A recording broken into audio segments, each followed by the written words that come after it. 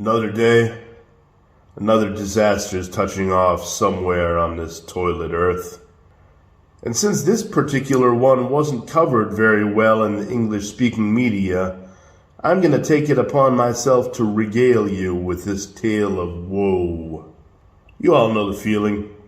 Everything's going pretty much all right until one day life smacks you upside the head with a giant steaming turd and ruins yours.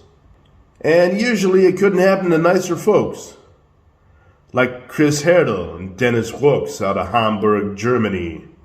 Chris is a professional keyboardist who does everything from jazzy organ trio work in the drawbars to covering Rammstein for audiences of thousands in Feuerengel. He also runs Analogica Hamburg, an archive of rare vintage keyboards and synthesizers, including Moogs, Fender Rhodes, a Wurlitzer 200A, and even a Hammond B3 from 1968 with a Leslie speaker. Dennis Rooks runs Yeah Yeah Yeah Studios, specializing in good old analog gear from back in the day, including a Polygram mixing console from 1974, an Ampex 16-track, a couple of Studer reel-to-reels, and a microphone collection even Steve Albini would be proud of. Not to mention a Hammond M3 and a grand piano. And on one fine early morning of May 31st, the building all their studio gear and music stuff was in got hit by an explosion. A pretty big one, too. But it's not like it blew up the whole building, at least. Just a piece of it. And now a whole 2 months have gone by and the city finally just let Dennis in to see what's left of his studio. At least he's got a fighting chance of salvaging some of his gear. Ain't gonna be cheap though. But they still haven't let Chris in to see what's left of Analogica, and they're probably not going to either. It was too close to the blast. In fact, they're gonna finish off what the catastrophic explosion couldn't do, and demolish the entire building. And Chris and Dennis are not alone. There's a mastering studio in there, a photography studio, and a whole bunch of other businesses that are in dire straits now because of this situation. And the city just won't let them get their stuff out, the things they need to work with. Just imagine you worked your whole life to get all the equipment together you need to run a real music business. And then something like this happens. And then the system you've been paying into your whole life won't even help you out. And not only that, they'll do way worse damage than the disaster that hit you in the first place.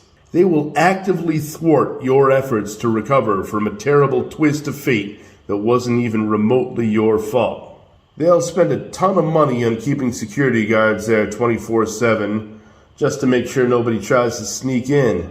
Yet they won't even lift a finger to help you get your stuff back so you can try to rebuild your business.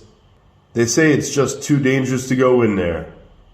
So of course they won't let any engineers in there to size up the damage either. So it's a catch-22. Even though you can totally tell it was just one chunk of this big huge building that got blown away, any way you cut it, they got you by the short hairs. So we've got two rare individuals with the patience and perseverance to get their own successful businesses going in the notoriously risky field of music. And not only that, they specialize in vintage keyboards and analog recording equipment. They are literally the custodians of yesterday's technology. And the state's just going to say, "Most safety hazard," and blow up their life's work in a controlled demolition. That sounded like a call of action to me, because this aggression will not stand. And I'm far from the only one who sees it that way, because Chris and Dennis have amassed a ton of support. They've got people setting up fundraisers for them, all kinds of volunteers coming in to help them move into a new place. They even had the mainstream legacy media on their side. And you know what? I'm afraid it might not be enough. They're going to need so much money to make it through this. and just to get back to where they were on May 30th before that crazy explosion happened. And with all the woe that constantly befalls everybody all around the world, why should anyone even care? Well, this one's actually solvable for a start.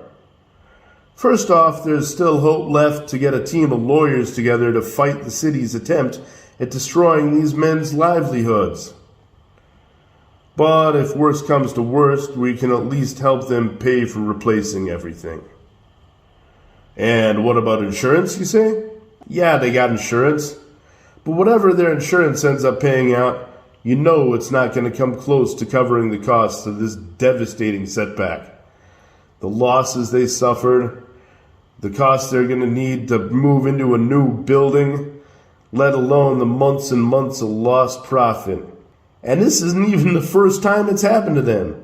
Both Chris and Dennis have had their places of business ruined in the past. At least there are easy ways to help. There's GoFundMe and PayPal, links in the description below. And there's a Bandcamp fundraiser compilation called 182 Disaster Relief, named after 182 Hamburger Straße, where the unfortunate building was located. And here you can get a whole ton of far-out underground music just for donating 10 euros or as much as you want. This is where over 100 independent bands and artists have come together to donate songs, and a good many of them have made financial donations themselves. 'Cause this aggression will not stand, man. And we're not gonna let Chris and Dennis lose their gear without a fight.